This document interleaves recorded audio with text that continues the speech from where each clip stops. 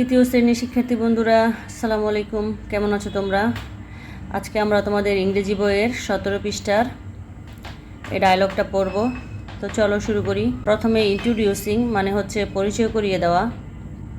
Someone কেউ মানে কাউকে পরিচয় করিয়ে দেওয়া। তো ওয়ার্ড মিনিংগুলি আমরা জেনে নিই। লিসেন অর্থ হচ্ছে শোনা, সে বলা, অ্যান্ড এবং রিড হচ্ছে পড়া।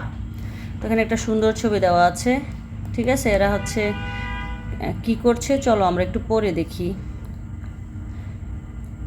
হ্যালো মানে ওহে, হাউ কেমন, আর অর্থ হয়, ইউ তুমি, ফাইন মানে ভালো, থ্যাঙ্কস ধন্যবাদ, মিট মানে হচ্ছে সাক্ষাৎ করে দেওয়া মানে সাক্ষাৎ করা, মাই আমার, ফ্রেন্ড মানে বন্ধু, দিস মানে এই, তো নাইস মানে হচ্ছে সুন্দর, ইউ অর্থ তুমি, ঠিক আছে।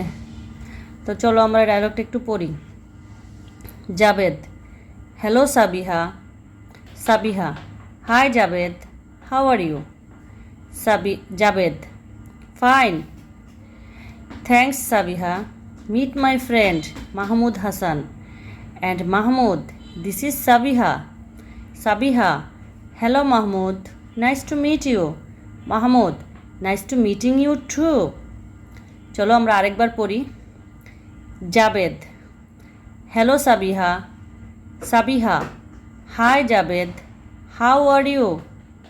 Jabed, fine thanks Sabiha, meet my friend Mahmud Hasan. And Mahmud, this is Sabiha. Sabiha, hello Mahmud, nice to meet you. Mahmud, nice meeting you too. তো চলো এটার আমরা অর্থ জেনে নিই।